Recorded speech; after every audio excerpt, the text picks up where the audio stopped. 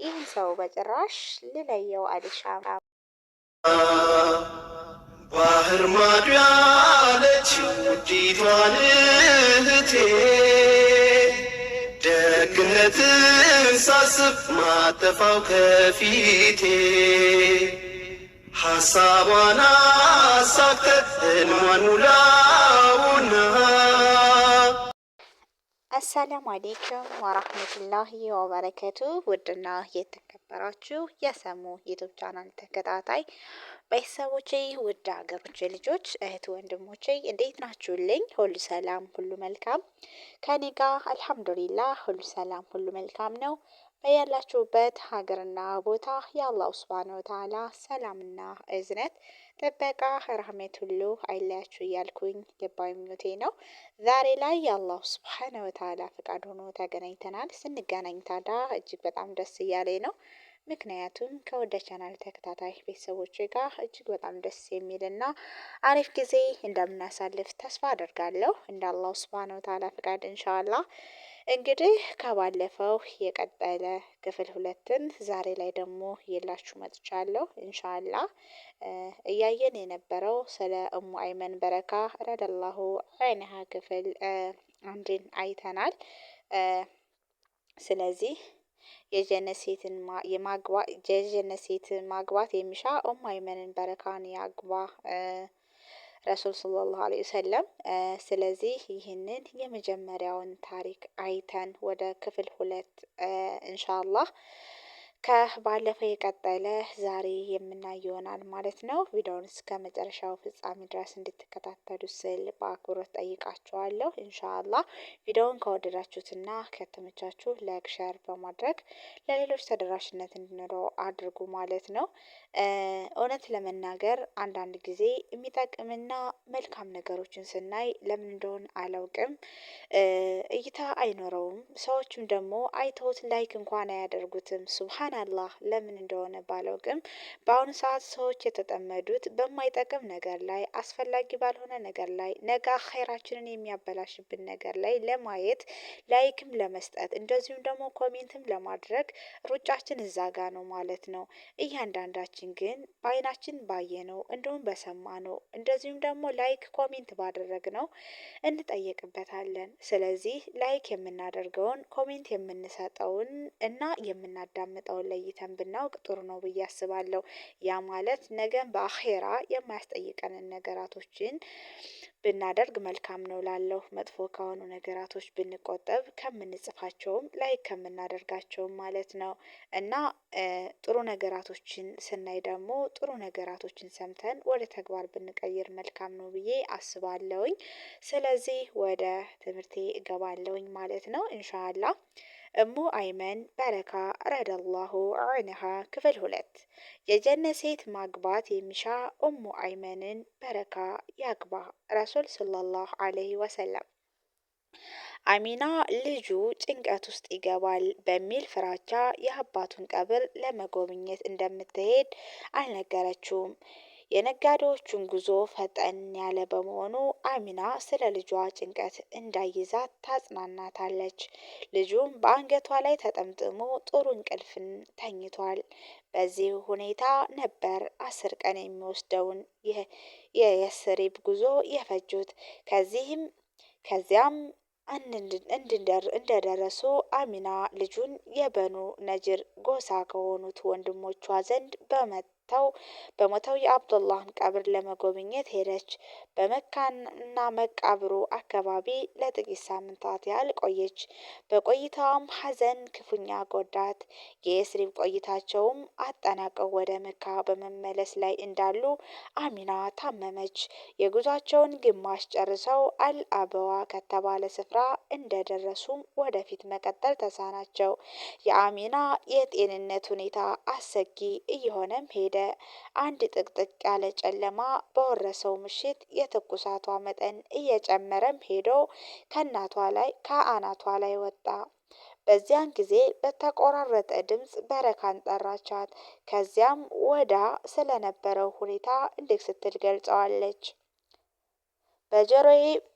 በጆሮዬ በደከመ ድምፅ በረካ ከጥቂት ጊዜያት በኋላ ይህችን ዓለም መልቀቄ አልቀርም። ታዳ የልጅን ነገር አደራ የአባት ወጉን ሳያይ በማህፀኔ ሳለ ተለየው። እነሆ አሁን አይኑ እያየ እኔን እናቱን ሊያጣ ነው። ለልጄ እናት ሁኚው በረካ በጭራሽ አትለዩ አለችኝ። ልቤ በሐዘን ተሞልቶ መንሰቅሰቅ ጀመርኩ። ልጁ በሁኔታዬ ተረብሾ ለቅሶ ተያያዘው። እናቱ እቅፍ ውስጥ በመግባትም አንገቷ ላይ ተጠምጥሞ እርሷም ለመጨረሻ ጊዜ የሐዘን ሹክሹክታዋን በማሰማት በሞት አንቀላፋች። በረካ ረዲየላሁ ዐንሃ በአሚና መለየት አምርራ አለቀሰች። በእጇ የቀብር ቦታ ቆፍራ አስክሬኗን በክብር አኖረችው። ቀብሩን ተሰናብታ ልቧ የቋጠረውን እንባ ሁሉ በማዝነብ ቀብሩን አረጠበችው። የቲሙን መሐመድ ይዛ መካ በመግባት ለአያታቸው ለአብዱል ሙጦሊብ የልጃቸውን ልጅ አስረከበች። እርሷም በቅርብ ሆና እንክብካቤ ታደርግለት ዘንድ አብዱል ሙጦሊብ ቤት አብራ ገባች። ከሁለት ዓመታት በኋላም አዛውንት አያታቸው በመሞታቸው እርሳቸውን ይዛ ከአጎታቸው ከአቡ ጣሊብ ቤት ገባች። መሐመድ ለአቅመ አዳም ደርሰው እመቤት ሀድጃን እስካገቡበት ጊዜ ድረስም በዚያው ኖሩ። በረካ ረዲየላሁ ዐንሃ ንብረትነቱ የሀድጃ በነበረ ቤት ውስጥ ከሁለቱ ባለትዳሮች ጋር መኖር ጀመረች። ከመሐመድ ጋር በጭራሽ ተለይቼ እርሱም ከኔ ተለይቶ አያውቅም ትላለች።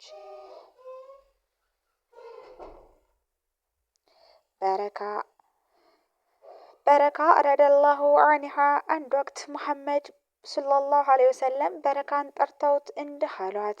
እማዬ ሆይ ሁልጊዜ እናቴ እያሉ ነበር የሚጠሯት። በአሁኑ ጊዜ እኔ ባለትዳር አንቺ ግን ብቸኛ ነሽ።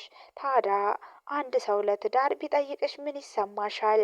በረካም ወደ ረሱል ሰለላሁ ዐለይሂ ወሰለም አትኩራ በመመልከት እንዲህ አለቻቸው። እኔ ከአንተ አልለይም። እናት ልጇን ትተዋለች እንዴ? መሐመድ ሰለላሁ ዐለይሂ ወሰለም ፈገግ ብለው ግን ባሯን ከሰማት በኋላ ወደ ሀዲጃ ዞር በማለት ይቺ ናት በረካ ከወላጅ እናቴ ቀጥላ ውድ እናቴ እሷ ናት ቀሪ ቤተሰቤ ሲሉ አደነቋት። በረካ ረዲየላሁ ዐንሃ ወደ እመቤት ሀዲጃ ስትዞር የሚከተለውን ንግግሯን አደመጠች።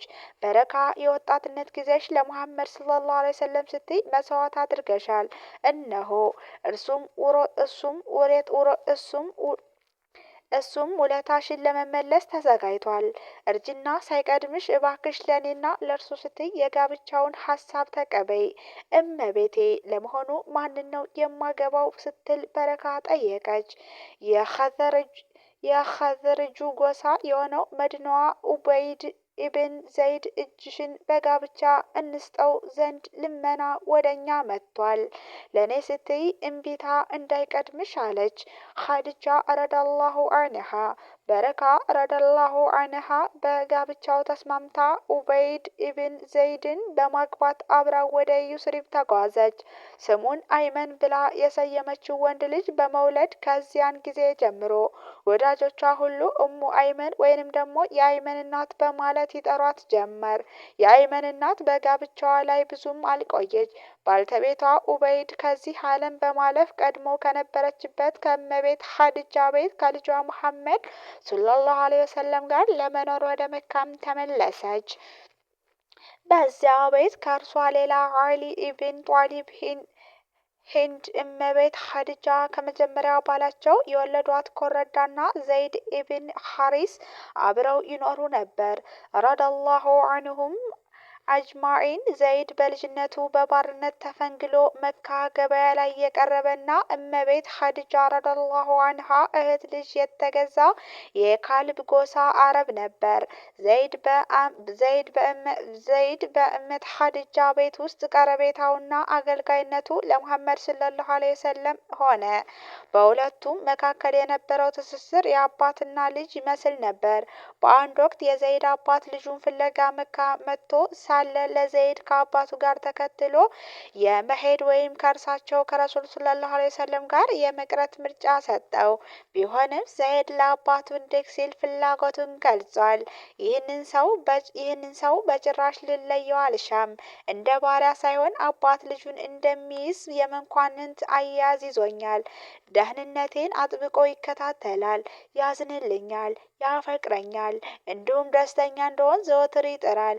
ይህ ሰው ከሰዎች ሁሉ ሞገስ ያለውና ታላቁ ሲሆን እርሱን ትቼ ከአንተ ጋር እንደምን ብዬ እሄዳለሁ?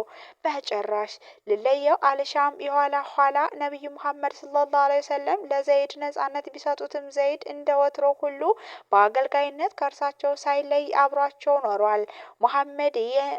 ሙሐመድ ኑበዋ የነቢይነትን ማዕረግ ከአላህ ተሰጥተው እስላምን ማስተማር እንደጀመሩ በረካና ዘይድ መልእክታቸውን በመቀበል ቀደምት ሙስሊሞች ለመሆን ታድለዋል። በዚህም ምክንያት ቁረይሾች በመጀመሪያዎቹ ሙስሊሞች ላይ ያደረሱት የነበረውን ግፍና በደል በጋራ ተቀብለዋል። በረካና ዘይድ ለኢስላም ተልዕኮ መሳካት ታላቅ አስተዋጽኦም አድርገዋል።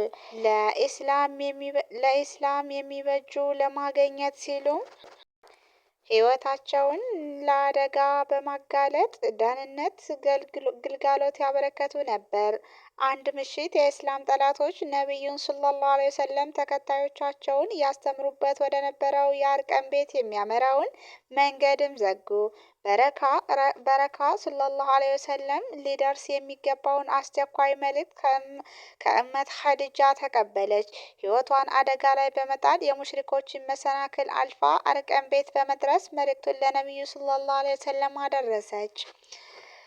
ስለዚህ ለዛሬው የነበረን ቆይታም ይህን ይመስላል። ውድና የተከበራችሁ የቻናል ተከታታይ ቤተሰቦቼ ስለነበረን ቆይታ አመሰግናለሁ። ቪዲዮውን እንደምትወዱትም አልጠራጠርም። በሌላ ቪዲዮና ርዕስ እስከምንገናኝ ድረስ ሁላችሁም በያላችሁበት ሀገርና ቦታ የአላህ ሱብሓነሁ ወተዓላ ሰላምና እዝነት ጥበቃና ረህመት አይለያችሁ እያልኩኝ የምንወዳት የምናከብራት እማማ ኢትዮጵያ ሀገራችን ለዘላለም ትኑር።